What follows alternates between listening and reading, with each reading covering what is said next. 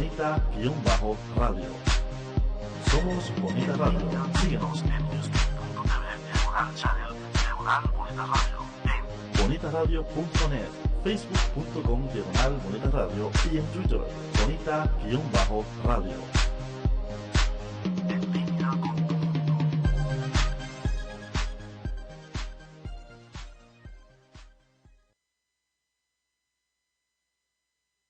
Las expresiones vertidas en el siguiente programa no representan necesariamente la opinión de Bonita Radio. Las opiniones son exclusivas de sus autores.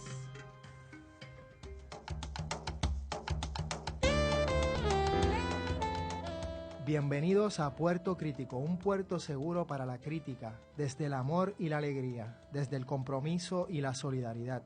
Un espacio de análisis y debate donde la ciudad y el pensamiento crítico son protagonistas.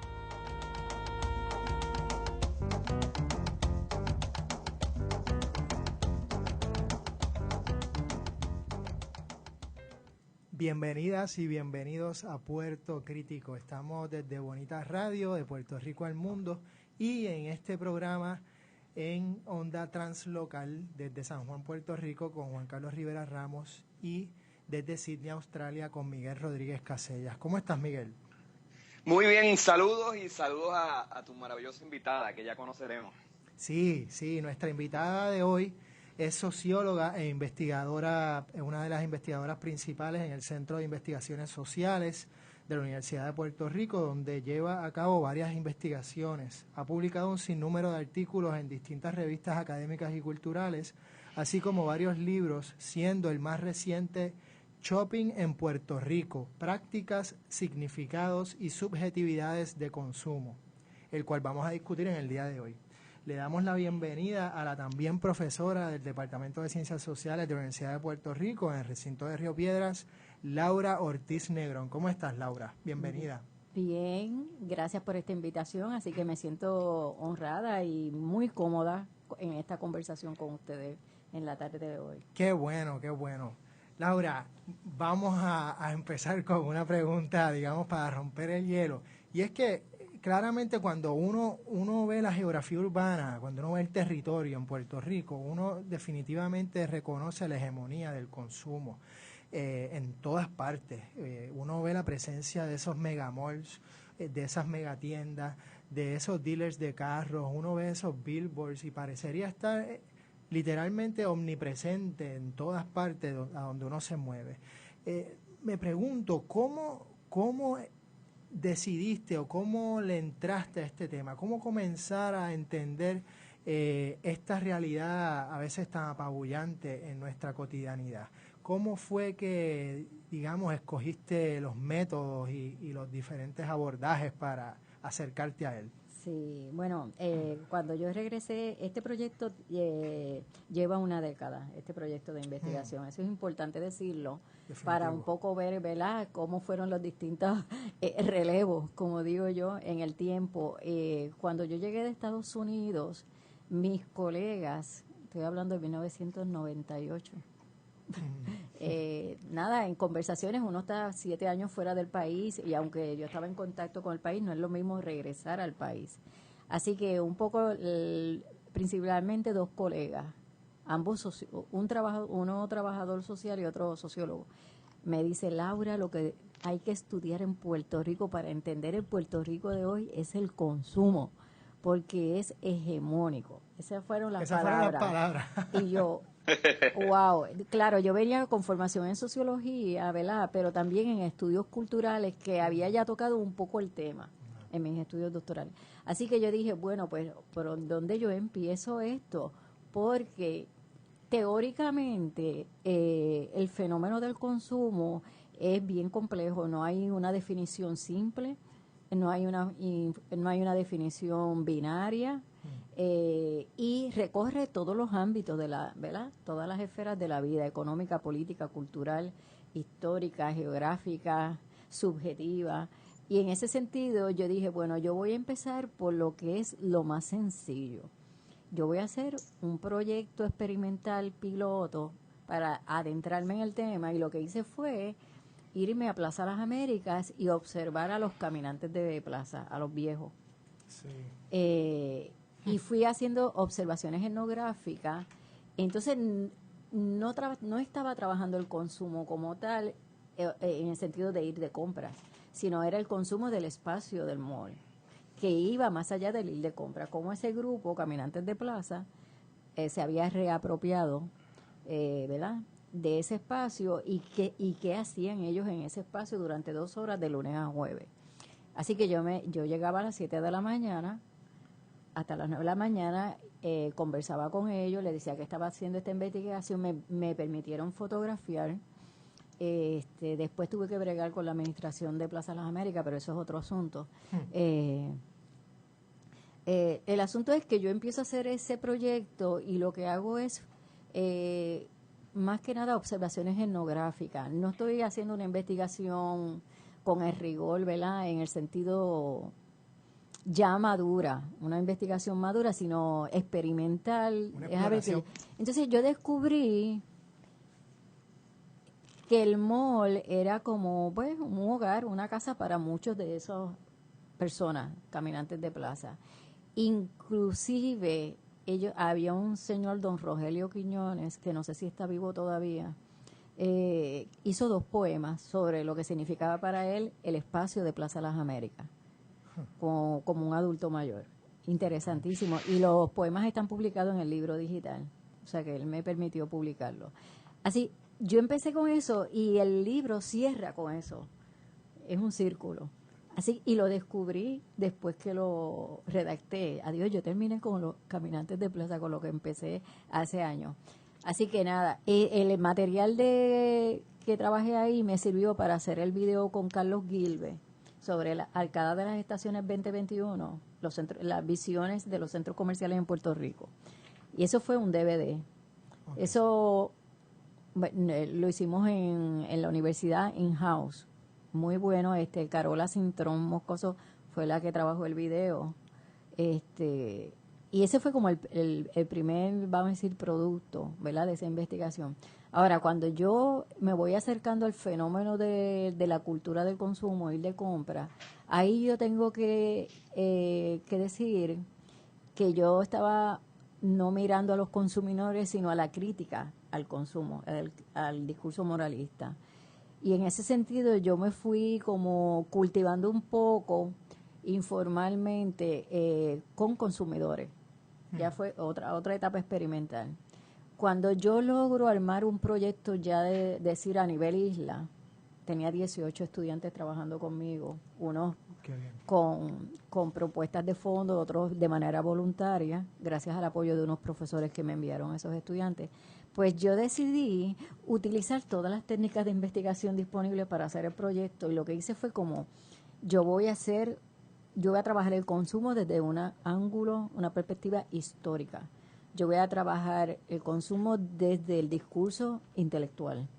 Yo voy a trabajar el consumo desde el discurso de los ciudadanos en los medios. Yo voy a trabajar el consumo desde las propias voces de los consumidores. Y yo voy a filmar. Así que yo lo que hice fue diseñé un cuestionario, que ese sería el cuestionario, lo que recoge es los patrones de compra. Cuando compras más, porque compras, el significado, las motivaciones, qué es lo más que disfrutas, qué significa para ti, ¿verdad? Y de compras. Ese cuestionario yo lo administré a 2,000 consumidores. Wow. En 10 centros comerciales a través de distintas regiones de la isla. O sea, traté de ser representativa en términos geográficos. Fajardo, Ponce, Caguas, Bayamón, Atillo, Aguadilla, Mayagüez, San Juan, esas regiones. Y ahí, pues, ese fue como lo primero que hice. Yo digo, esto va a sonar como bien tradicional, pero yo necesito lo básico, el perfil de los consumidores. Finalmente, en el proceso de depuración fueron 1.973 cuestionarios los que se pudieron analizar, porque o los otros estaban incompletos o había que eliminarlos. Siempre pasa.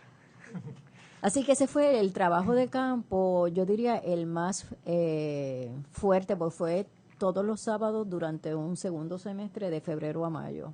Te estoy hablando de... ¿Y qué descubriste? ¿Qué descubriste, Laura? ¿Qué Allí, hallazgos ahí... te sorprendieron? Sí, me sorprendió. ¿Descubriste cosas que te tomaron, digamos, de inesperado? Sí, más, no tanto, con el cuestionario un poco, pero más que nada con las entrevistas, que fue la segunda fase. La primera fase fue el cuestionario y ahí había mucha información, por ejemplo, algo que me sorprendió, el asunto de género. ¿Sabe? Que las mujeres son las que compran, son las que tienen ¿verdad? El dominio del consumo.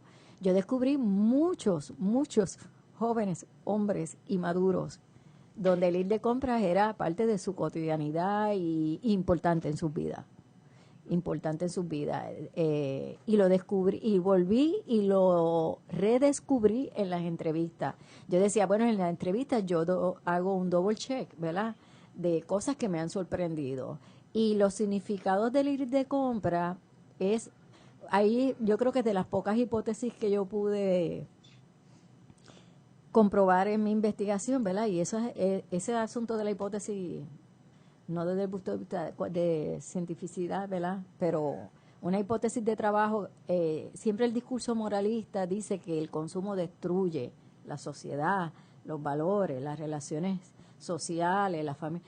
Y mi hipótesis era que el consumo rehacía las relaciones sociales a través ¿verdad?, de los regalos, del consumo, de las compras, del significado de eso que ya no le llamaba yo mercancía, era objeto, ¿sabe? El poder del objeto, porque uno tiene que cambiar también de lenguaje paradigmáticamente.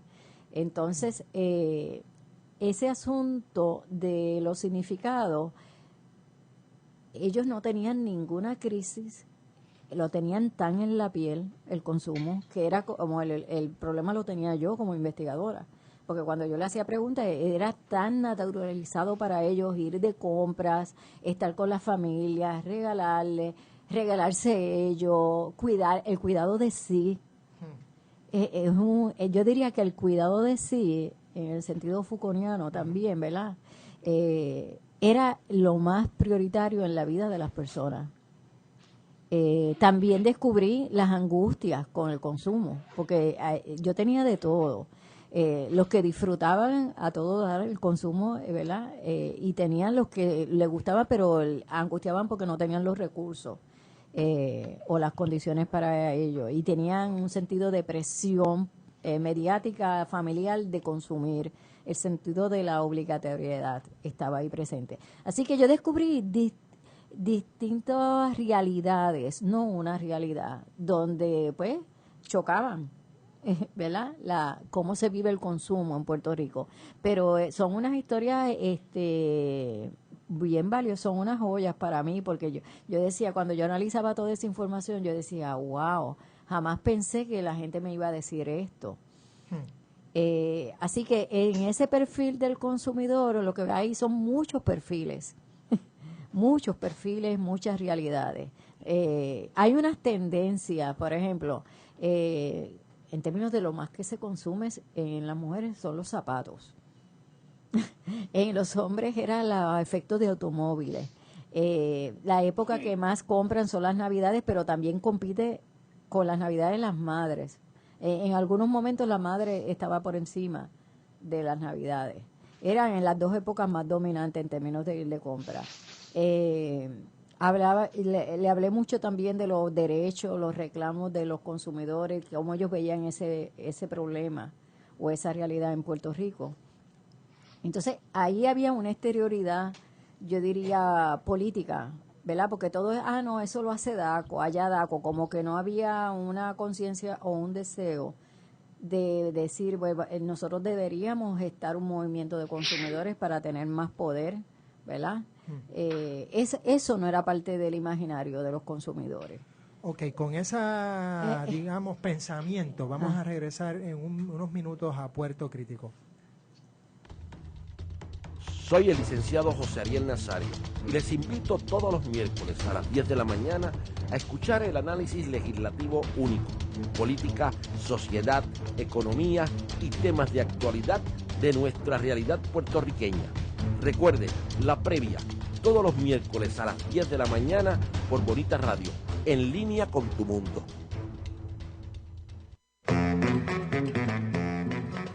Cultureate. La cultura del mundo tiene su espacio en la red. Escucha las múltiples voces de la diversidad. Entérate de lo que no sabías y cuéntanos lo que no sabemos. Una revista cool y cultural. Cultureate, todos los jueves a las 5 de la tarde por Bonita Radio. En Línea con tu Mundo.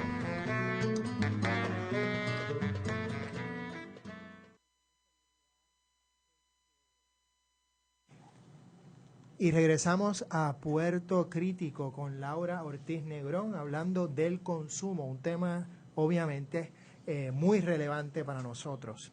Ahora, me llamó mucho la atención que hablaste sobre una diferenciación, digamos, que utilizas en tu trabajo sobre el objeto y la mercancía. ¿Por qué llegaste a ese concepto, digamos, y cómo te ayudó a entender esto mejor? Sí, ese es un planteamiento teórico bien importante que hay que cualificar, ¿verdad? Porque cuando yo estoy hablando de los significados del consumo, o sea, de la relación de los consumidores con eso que ellos compran, ya yo tendría que abandonar la noción de mercancía en el sentido, ¿verdad?, marxista, de valor de uso, valor de cambio, porque lo trasciende, el significado trasciende eso. Es más, a veces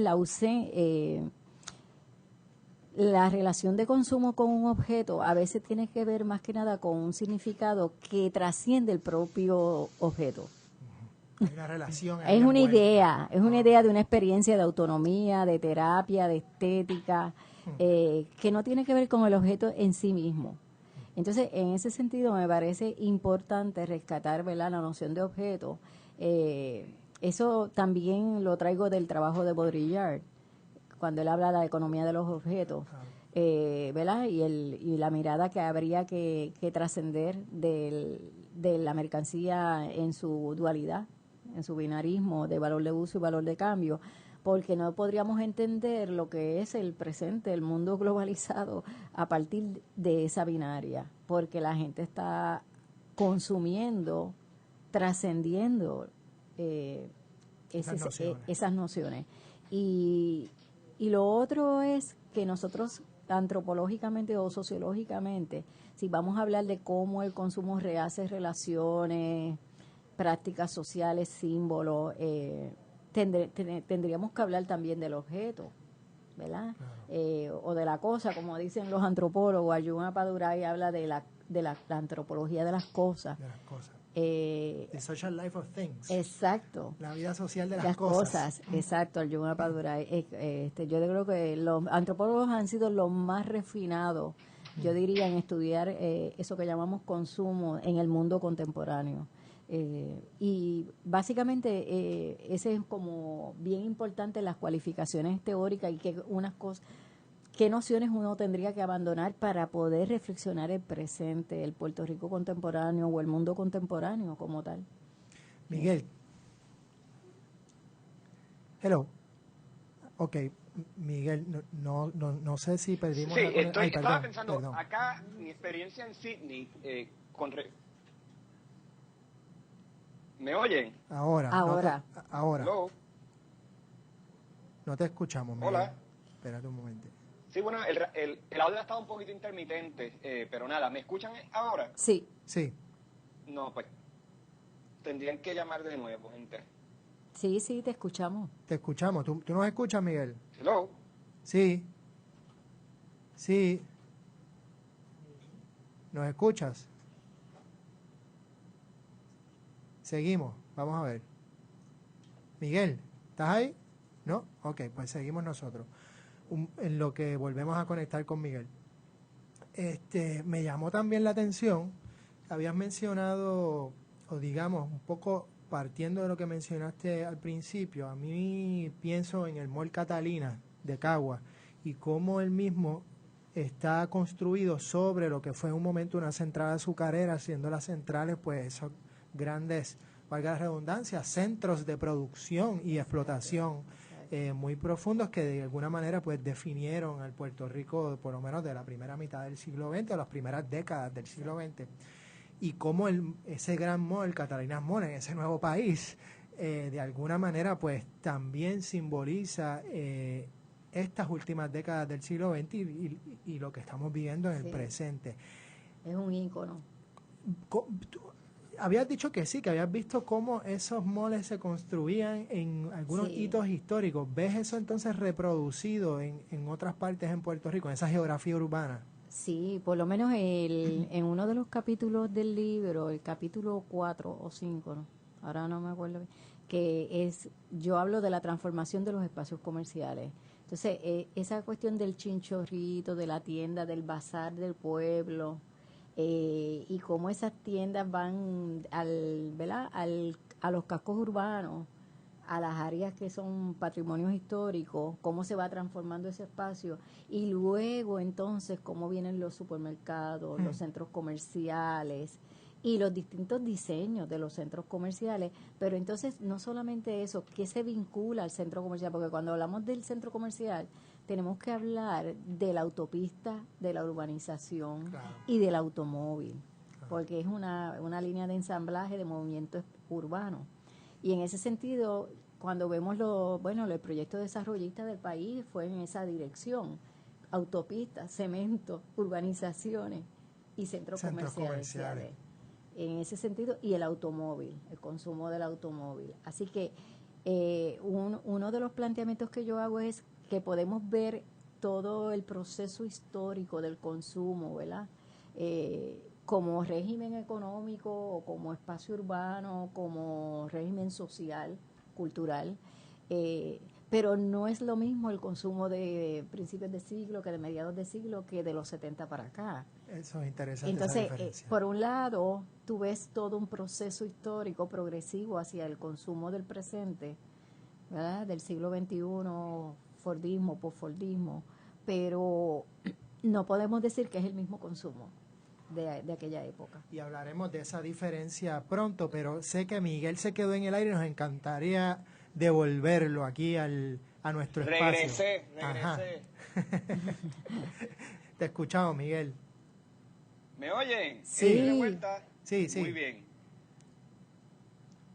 Tenía una pregunta. Mira, acá en Sydney la experiencia del consumo nos ha dejado ver unas integraciones, digamos, entre distintos procesos y momentos históricos. O sea, en lugar de entender el desarrollo del consumo en la ciudad y sus integraciones como el desplazamiento de unos sitios por otros, de unas prácticas por otras, yo lo que observo es más una dinámica de eslaboramientos, de integraciones, de reconciliaciones, de negociaciones. A veces hay ciertas tiranteses y tensiones en algunos lugares, pero en general parece que la estructura, ya sea administrativa de la ciudad o de los mismos vecindarios, ha permitido o ha defendido unas prácticas y permitido que coexistan, digamos, con nuevos desarrollos. El centro comercial, por darte el ejemplo por excelencia, en lugar de ser ese imán que se roba toda la energía y vitalidad de la ciudad, aquí coexiste con un tipo de actividad de consumo del espacio, del retail más pequeño, de los pequeños negocios artesanales.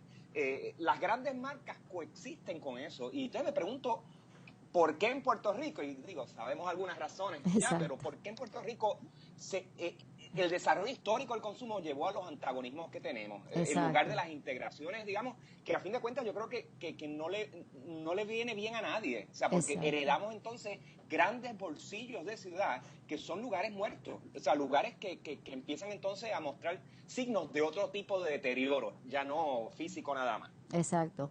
Yo creo que estoy de acuerdo contigo, porque en Inglaterra, en Canadá, uno ve también que hay esas integraciones. Y en el caso de Puerto Rico, el desarrollo se dio en una sola dirección. Como yo le decía, cuando te perdimos, yo estaba conversando aquí con Juan Carlos sobre, pues, el desarrollo era cemento, autopista, centro comercial, automóvil y urbanización. Y esa era la línea de ensamblaje del espacio de movilidad urbana, a costa del abandono de los cascos urbanos, a costa del automóvil también. O sea, no se puede caminar. Y yo creo que en ese sentido, esa es una limitación histórica y política bien grande, en no poder conciliar las distintas maneras de desarrollo comercial y de cultura pública, yo diría, ¿verdad? O de vida social, integrar esas modalidades. En el caso de Puerto Rico fue una mató a la otra, vamos a ponerlo así.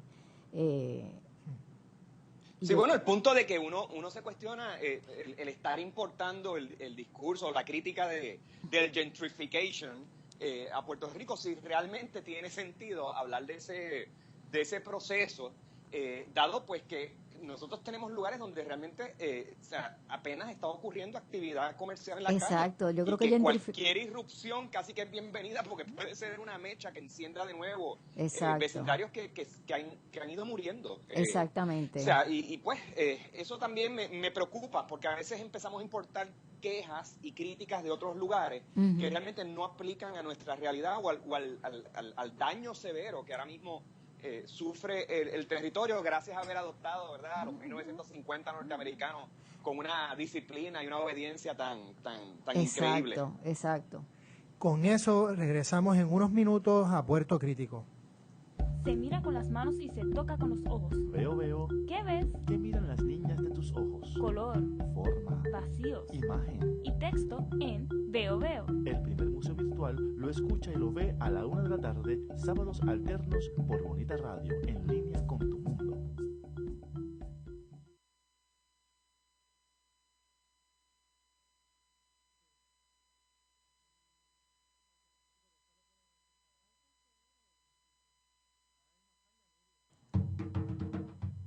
Para bailar la bomba buena, tú lo tienes que sentir. Yo te invito a bailar la hora, no te vengas a cohibir. Somos hijos de Aguaybana y le invitamos a escuchar todos los martes el ritmo de este tambor. Desde Puerto Rico y para el mundo, al ritmo del baile y la música repicando. Todos los martes a las 6 de la tarde escuche el primer programa de bomba en la red. Solo por Bonita Radio, en línea con tu mundo. Y regresamos a Puerto Crítico y le queremos decir a Miguel, no lo sabe, pero un poco para explicar la situación, Miguel, hay un diluvio aquí en Puerto Rico desde hace un par de horas, que yo creo que eso también tiene que ver con un poco lo que ha estado pasando en el programa de hoy, que se ha caído un poco las conexiones y hemos tenido algunos problemas, pero estamos aquí de vuelta y hablando de un tema sumamente importante.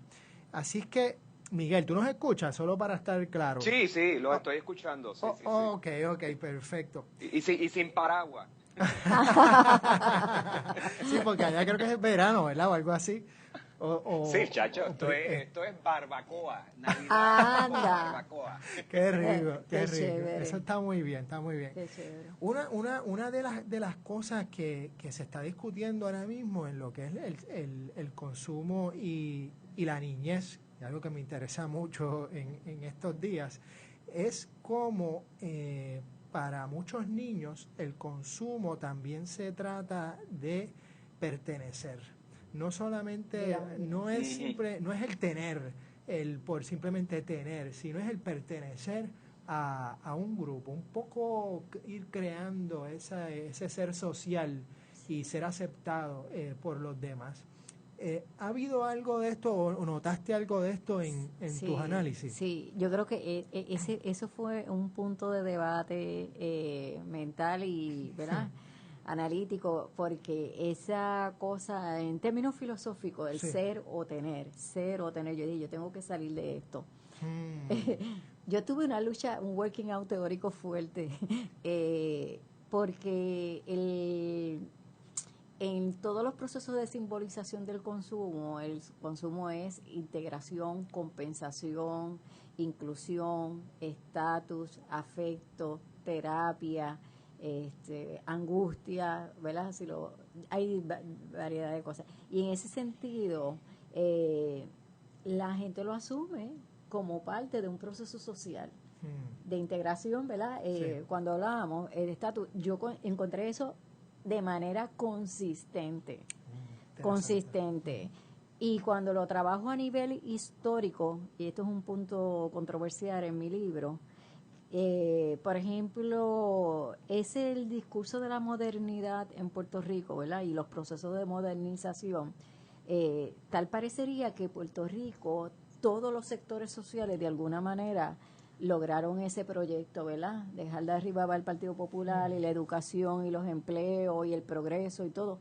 Y yo lo que planteo es que todos los sectores que se quedaron fuera del proyecto de la modernidad, en términos históricos, encuentran en el consumo una manera de integración y compensación social. Porque el rico no es el que tiene, yo también tengo, aunque sea de Payless o de Me Salvé. Correcto. En ese sentido, ¿verdad? Porque está entonces el mercado de las marcas, las copias, no son los originales, pero de alguna manera hay un proceso de inclusión y de compensación ahí. Y lo puedes trabajar también a nivel individual.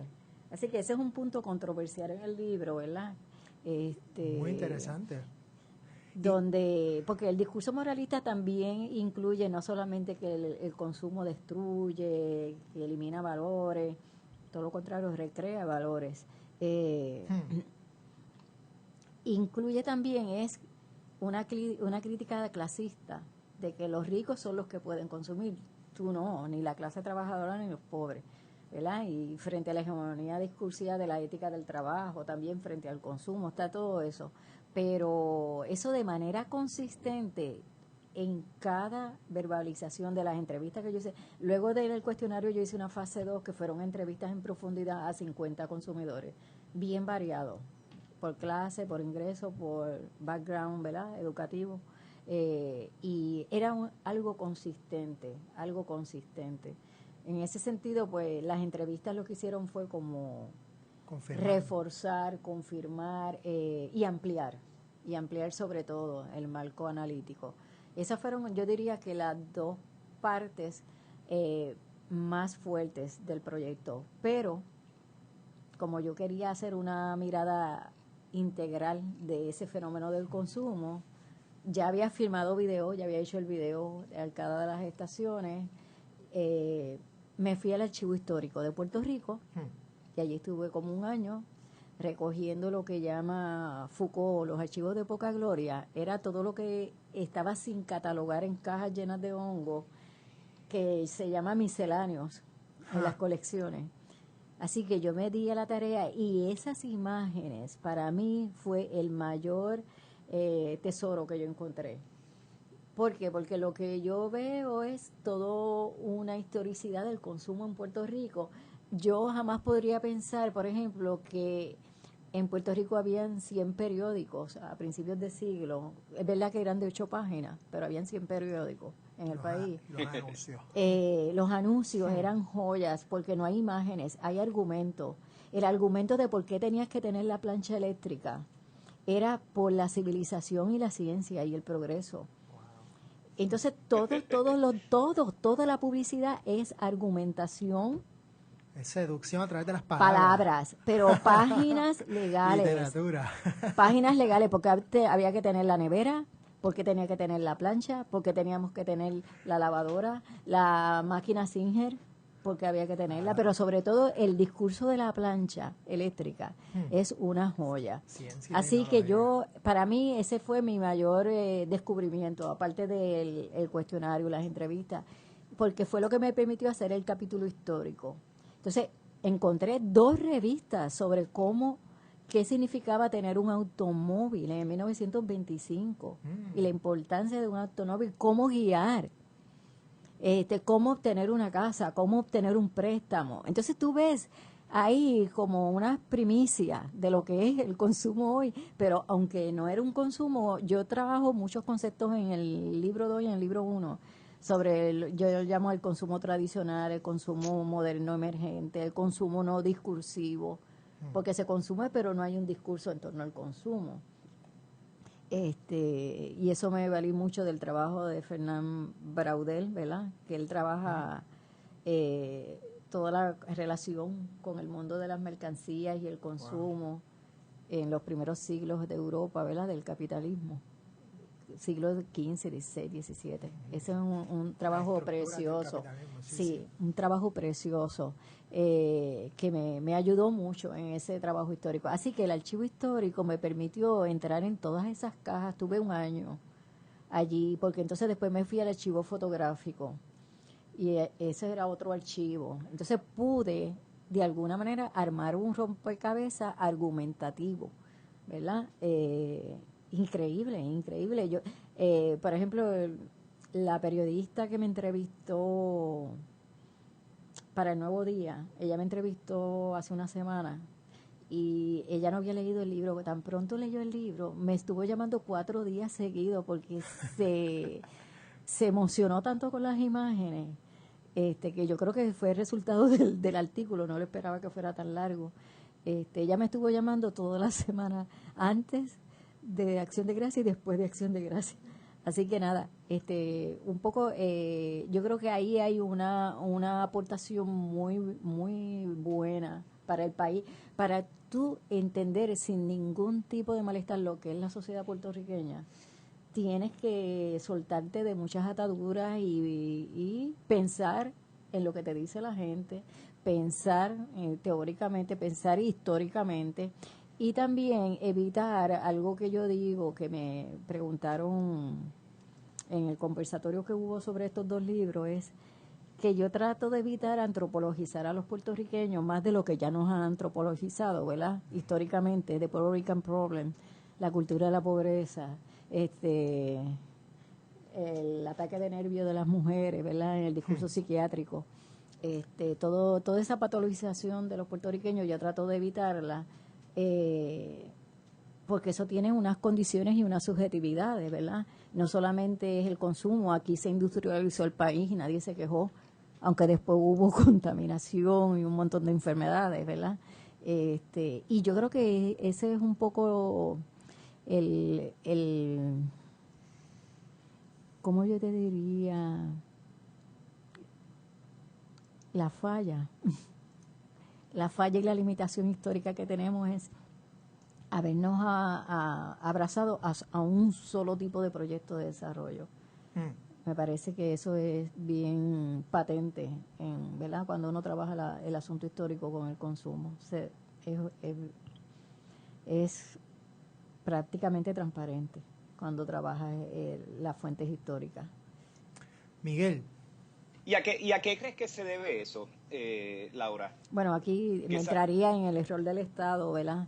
En Puerto Rico, o los gobiernos, vamos a hablar con rigurosidad teórica, no hay Estado, hay gobierno. Yo creo que algo que yo observo en la literatura sobre el consumo de otros países es que vamos a decir que florecen muchas formas de desarrollo, o se integran o se vinculan o se negocian, porque el capital no hace lo que quiere, es lo que el Estado le permita, y el Estado todavía está a favor de lo que se llama el interés público, vamos a decirlo así, todavía hay una cultura política en ese sentido, y para mí yo entraría por ahí, por el asunto del Estado. No hay un nivel también de embelezo, digamos, a todos los niveles. Sí, totalmente. Populares y demás. Un embelezo, digamos, hacia los modelos que pudiera representar el consumismo o el consumo a la norteamericana en sus distintas manifestaciones. Sí, hay mucho de eso, definitivamente. Y el embelezo, pues, no te deja, digamos, ejercer un juicio crítico o escoger entre un menú mucho más diverso de lo que nos ha llegado. Claro. Sí. Por ejemplo, cuando yo trabajo, hay un argumento en el libro que me sirve de ejemplo para lo que estás planteando, es que en las entrevistas el asunto político, ¿verdad?, del consumo, de organizarse, de reclamar, de tener derechos, de ver el país de otra manera. Había mucha exterioridad de los consumidores con eso. Y entonces ahí yo hago un planteamiento de que si somos compradores o somos consumidores. ¿Sabe qué? ¿Hasta qué punto esa exterioridad hacia lo político en el buen sentido de la palabra, ¿verdad? No en el sentido que vemos en la cotidianidad en Puerto Rico, sino en el sentido amplio de la palabra, pues puede ser una limitación también de la cual también adolece el Estado. Y yo creo que en ese sentido, pues, tú no te puedes organizar sobre algo que se ha moralizado tanto en el país. Yo creo que eso es una posible pista. Ese es mi argumento. Y que sigue ocurriendo. O sea, exacto, porque ¿cómo tú te puedes organizar sobre algo que te han dicho que es malo? El consumo incipiente de la comunidad dominicana, ¿no? Y el tipo de negocio que traen. Uno ve, por lo menos desde mi perspectiva, que pueden ser pequeños rescates urbanos de vecindarios. Exacto. Y sin embargo, no, o sea, vemos también, hubo un discurso a todos los niveles en Puerto Rico que condena eso, que lo ve como que están arrabalizando, cuando en realidad son rescates. Son rescates, le están dando vida. Comercio vecinal. Bueno, es que la economía está por la mano de obra dominicana. Y los viejos están cuidados por la mano de obra dominicana. Hello, ¿sabes? Eso también tiene, ¿verdad? El trazo xenofóbico también está ahí metido, cruzado. Pero yo creo que ese embelezo que tú dices está bien arraigado por décadas en Puerto Rico. Y todos los que tratemos de irrumpir o de tocar, ahí nos penalizan también, no creas. Yo creo que tú sabes de eso, Miguel. Sí, bueno, es el planteamiento de las grandes franquicias también en Puerto Rico, como de momento ¿sabes? No hay un gobierno que pueda decir de culto de entrada. O sea, exacto. Un Krispy Kreme se convierta en un lugar de peregrinación. Y, o sea, y Capeco, cuando eso es una presencia anónima en cualquier ciudad sí. americana. Y Capeco, que vino y nunca pagó las contribuciones. Por ejemplo, cuando el accidente de Capeco, cuando tú ves todo el historial de todas esas corporaciones, tú dices, pero ¿qué pasó aquí? ¿Dónde estaba el gobierno? Entonces yo creo que ese asunto, esa estrategia desarrollista de dar incentivo entre comillas, ¿verdad?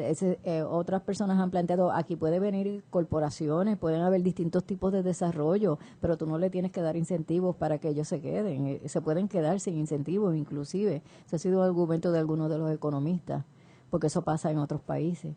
Así que en ese sentido yo creo que hay mucho de embelezo de verdad, estatal y civil.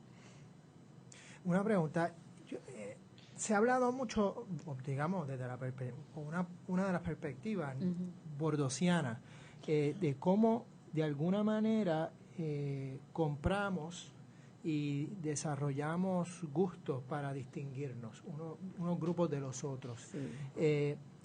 En este trabajo, ¿ves que eso se mantiene o hay contradicción en cuanto a eso? Las divisiones de clase, digamos, en el consumo, más allá de que, como bien dijiste ahorita, todos podemos consumir y de alguna manera el consumo permite a unas clases marginadas participar y pertenecer, digamos, a un mundo, digamos, a un universo común, por llamarle así.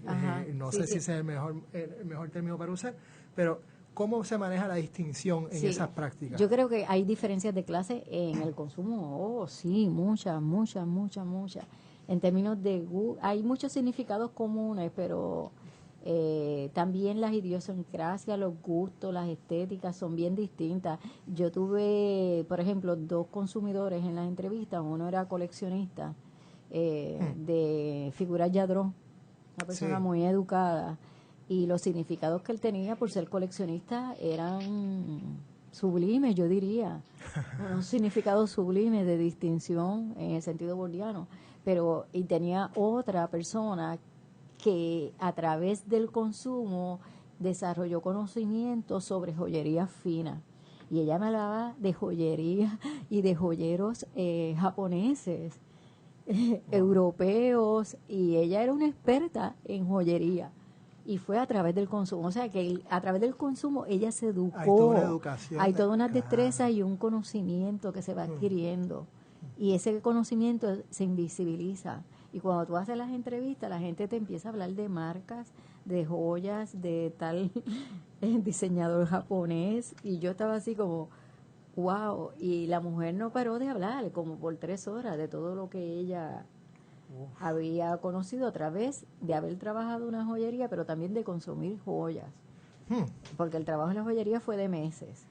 O sea que ella desarrolló un gusto particular y se dedicó a educarse. Y me encantaría que hiciéramos una conexión luego de la pausa sobre la moda, cómo la moda juega en todo esto. Regresamos en unos minutos a Puerto Crítico. de Letras todos los jueves. A las 6 de la tarde usted tiene una cita con el mundo de la literatura. Por aquí, por Bonita Radio. Con Dinora Marzán y Emilio del Carril.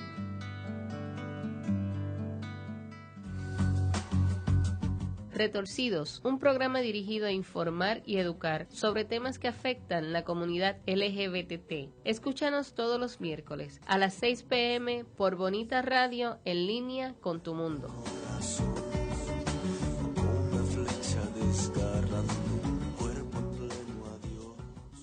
Y regresamos a Puerto Crítico. Dije unos minutos y sintieron como segundos, lo cual está muy bien. Estábamos hablando de tal vez hacer una reflexión o una conexión sobre la moda y el consumo, porque me parece que puede haber un diálogo interesante. ¿Qué viste de eso en cuanto a las personas con quien estuviste en diálogo? Yo creo que él corre en la misma línea analítica del consumo como tal, la moda, porque la moda para muchos de los consumidores es una forma estética de cuidado, una forma de distinción, una forma de integración, es una simbolización de su persona. Está todos los procesos de identificación personal a través de la moda, y no hay manera de evadirlo. O sea, ellos te hablan de la moda, no es los términos, ¿verdad?, que se suele hablar de la moda. Como que es de una elite y unas personas allá con diseñadores aparte, la gente lo asume en su cotidianidad, adaptándolo a sus necesidades y a sus gustos y a sus intereses y a sus propios deseos de su persona, en ese sentido. Miguel, yo quisiera decir algo, porque yo sé que a ti la moda te atrae. Bueno, ahí sí que me tengo que tragar las palabras, ¿verdad? ¿Por qué? Y declararme un partícipe, no un observador pasivo de las cosas. Muy bien. Y claro, esto pone uno un poco en la defensiva ofensiva. Me refiero a... ya uno no puede hablar del consumo como algo que es completamente externo a las prácticas de uno. O sea, en el momento en que uno empieza a condenar o a clasificar o a distanciarse o a asumir una postura... digamos, elitista, intelectualoide, uno pierde la capacidad de poder hablar de esto. O sea, todos que somos participamos parte, digamos, de este proceso. Exacto. Y lo vivimos a distintos niveles. Entonces, en esta misma línea un poco de confesión, de inclusión, de que mira, mea culpa, todos somos parte del proceso. Te pregunto, Laura, ¿cómo tú leerías algo como lo que ocurrió ayer con respecto a este homenaje improvisado y planificado, habría que decir, a la figura del actor Walker, que muere trágicamente en el accidente? O sea, estamos hablando de una franquicia que llevó a crear una marca con una serie de películas, que se integró a unas prácticas que ya ocurrían en Puerto Rico con respecto al automóvil, que se convierte después en un reclamar casi a nivel de manifestación pública el espacio de la autopista como el gran ámbito de expresión, nuestra gran ágora, nuestro gran espacio público. O sea, aquí hay muchas cosas. ¿Cómo tú encajarías una cosa como esta dentro de la discusión del consumo? Sí, para mí me pareció muy interesante, ¿verdad?, esa manifestación de lo vamos a decir, del mundo clandestino de las carreras. Sí, las fiebres. La fiebre que salieron a la escena pública de día. Bueno, fue de madrugada, porque las carreras se dan de noche, ¿verdad? A mí me sorprendió mucho eso, porque uno no espera, por lo menos yo, no esperaba que la muerte de Paul Walker fuera tan significativa para esos sectores en Puerto Rico. Y ahí es que uno descubre cuán bien está integrado el consumo de una imagen a la vida de las personas. Y a su construcción identitaria, sí. Sí, totalmente. Ahí lo descubro totalmente. Y ahí es que ahí vale tu argumento. No hay separación entre sujeto y objeto de estudio. Yo lo trabajo mucho siempre implicándome en la investigación. De hecho, yo escribí un artículo en una revista española después que terminé el trabajo de campo sobre el proceso mismo de la investigación, porque yo consumidora, yo investigadora, Y algunas de las mujeres y hombres me decían, pero tú sabes de lo que yo te estoy hablando, los pantyhose, estos que se usan así, los pantalones que se usan así, tú sabes lo que es, me decían. Y yo sí, yo sé lo que es, a veces sabía, a veces no sabía. Pero hay un sentido de igualación en el proceso de investigación importante que hay que valorarlo y rescatarlo. O sea, uno no puede ir con la posición de investigadora elite, la que sabe y tiene el poder, y este es el sujeto de estudio antropológico que se calla. En ese sentido, yo traté de trabajar esa, ¿verdad? Esa complicación del sujeto y el objeto de estudio en todas las entrevistas. Y me funciona, hasta ahora a nivel etnográfico me funciona muchísimo ese proceso de igualación, ¿verdad? Sí. Y me parece maravilloso y, digamos, recalcar la importancia de la investigación. Muchas veces se adolece de la hiperteorización sin investigación desde esa perspectiva, sí, o la investigación, digamos, puramente empírica, positivista, etcétera, sin un marco teórico, ¿no? Sí. Y obviamente una sin la otra está ciega o coja. Entonces, esa integración que hace me parece sumamente importante. Laura, en estos días, un poco también partiendo de lo que acaba de decir Miguel, en los medios de comunicación y en todas las redes sociales, habidas y por haber, se estuvo criticando fuertísimamente y por varias razones los diferentes sucesos sobre el Viernes Negro o Black Friday. Más aún, una estación de radio hizo hasta lo que ellos llamaron un editorial y lo están repitiendo día y noche por la estación, una estación de radio bastante popular, condenando de una manera muy moralista lo que sucedió o lo que ha sucedido, las expresiones populares del Black Friday y todo lo que pasa durante ese día. ¿Qué tú tendrías que decir sobre esto, a este tipo de representación sobre el consumo en Puerto Rico y los puertorriqueños y puertorriqueñas cuando están, digamos, en ese proceso? Sí. Bueno, yo creo que eso hay que cogerlo con mucho cuidado, en el sentido de que uno no puede, ahí viene la antropologización del salvaje, ¿verdad? De puertorriqueño salvaje.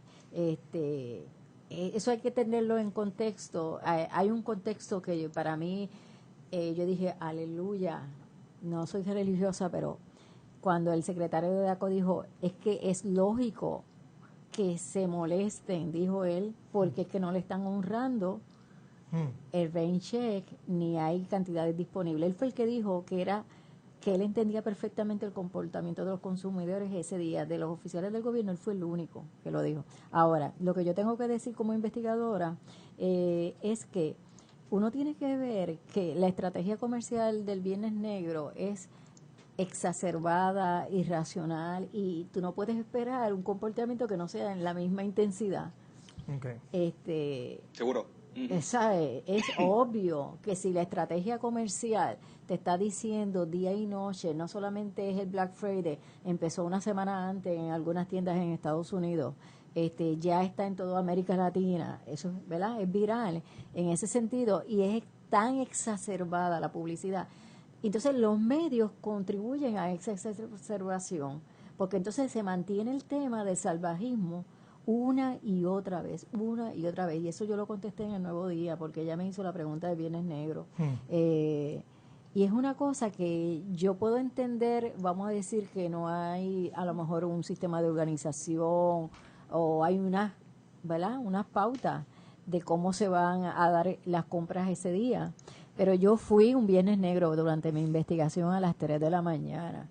En aquel momento, estoy hablando del 2005, yo fui a las 3 de la mañana con mi cámara de video, todavía no estaba como ahora, ¿verdad? Te estoy hablando muchos años atrás. Y todo fluyó normalmente porque no estaban las masas todavía. Ahora es masivo, pero el llamado es a la masa, que vaya todo el mundo a comprar. No le están diciendo, no, quédate porque no va a haber mercancía, no, quédate porque no va a haber seguridad, no, quédate porque no te van a dar rain check. Entonces, en el contexto de la crisis, la gente va a ir al Viernes Negro más que nunca, Pues yo cuando terminé mi investigación de Viernes Negro en el 2005, me fui a comprar lo mío ese mismo día. O sea, eso hay que reevaluarlo. Yo creo que ese discurso es bien problemático, aparte de que hay que tomar unas medidas, ¿verdad? Se dice mucho por ahí que no se trata de entender, sino de transformar el mundo, pero la verdad es que para transformar el mundo hay que entenderlo, y al que citan mal tuvo que escribir muchos libros para entender y transformar el mundo. Así que gracias, porque hay que investigar para entender y analizar y reflexionar desde todos los ángulos. Sí. Y el tema del consumo es un tema que es muy importante para entendernos. Tenemos que cerrar. Muchas gracias, Miguel Rodríguez Casella. Muchas gracias, Natalia Suárez, por ser nuestra técnico. Muchas gracias, Laura, por estar con nosotros. Y ya saben, compren el libro que está por internet y lo pueden conseguir. Sí, gracias a ustedes por la invitación y podemos seguir conversando en otro momento.